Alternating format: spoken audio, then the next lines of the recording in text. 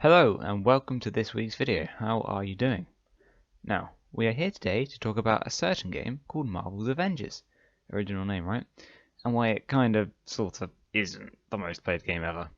Marvel's Avengers is an action-adventure role-playing game where you play as a variety of the Avengers against sort of varied enemies. And despite the title to this video, I enjoyed the game. Yes, okay, it's not perfect, but I did have a good time playing it for the most part.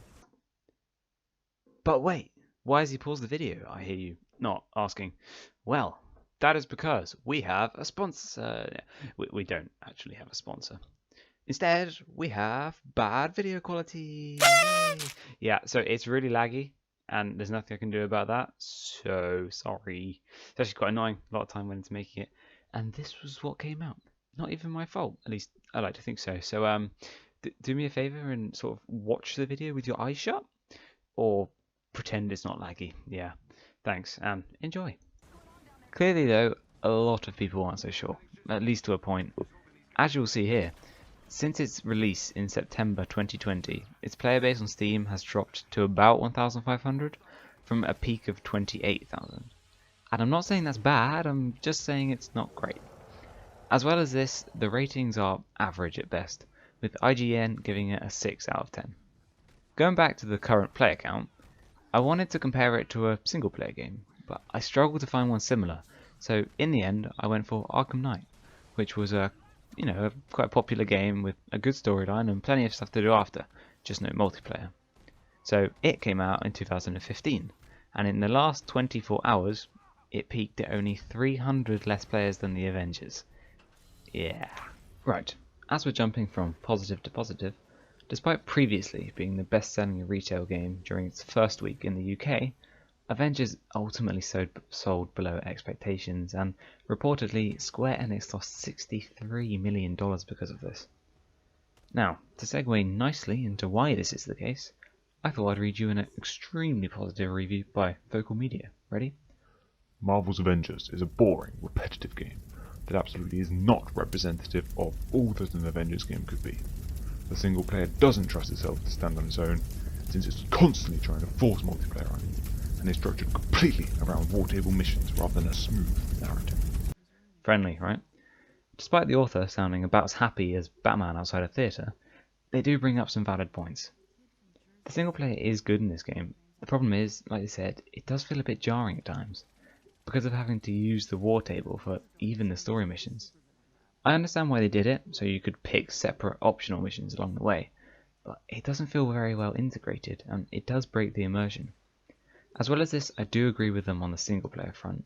I personally had fun playing the story, even with its issues, which I'll get onto in a minute, but like Vocal said, the game seems to not trust itself, and instead tries to force multiplayer on you, which could be good if you have friends, but we aren't all that lucky.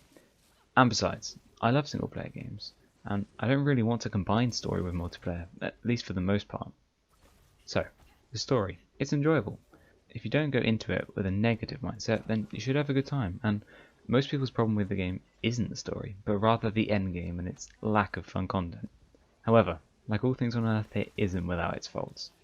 For starters, it can get a little repetitive. I enjoy beating up enemies in games as much as the next, but even whilst playing as different heroes, it does feel like it lacks variety in the combat. Heavy attack, light attack, ranged attack, dodge is the basic premise for the combat. It does get a little boring at times.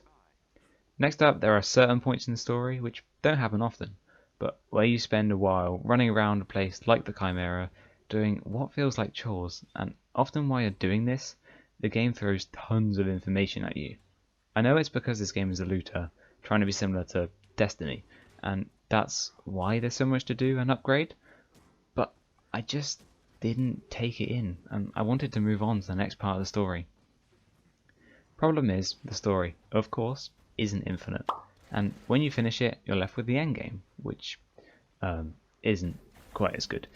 However, if you decide you want to replay the story, you will have to go onto your device's settings and literally delete all the save files and information for the game, leaving you with none of your progress or unlocks.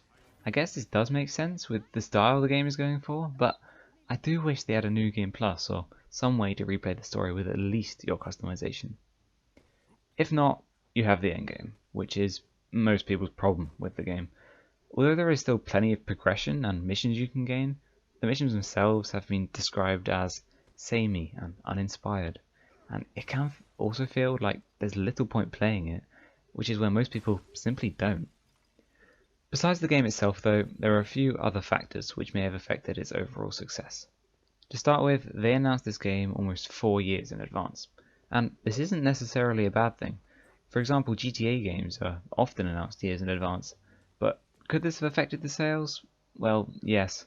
It's quite possible that the initial hype for the game died out a bit too fast, then people sort of forgot or disregarded it when it finally came out.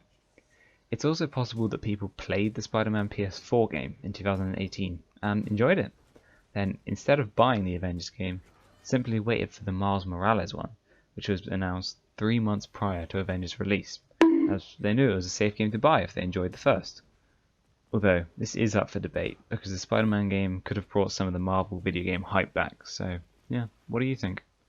Next, the marketing of Marvel's Avengers. Square Enix, or Enix, or whatever, promoted it as a game as a service, which is basically where it continues to grow and be added to, bringing you more content and them more money. Problem is, the story is really where it's at. For pretty much everyone, that's why they bought it, or at least what they enjoyed when they did. And once completed, they didn't bother with the random missions and activities in the endgame, but instead just put the game down and played as the same characters on Fortnite instead.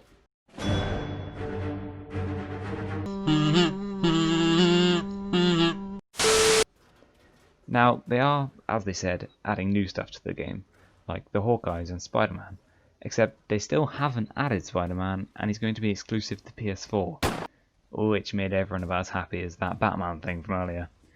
But at least they're trying, right? Okay, to finish, it is a shame that this game wasn't received too well, and I do think that it's worth playing, even for just the campaign. And everything like the graphics, audio and gameplay, minus a few bugs and glitches, is pretty good, and I'm sure loads of time went into making it. So, let me know what you think down below, whether you enjoyed it, hated it, or are wondering whether to play it at all. I do hope you enjoyed this video, and if so, maybe leave a like and sub, it will be much appreciated. I hope you have a wonderful day or night, thank you for watching, and I shall see you next week. Goodbye!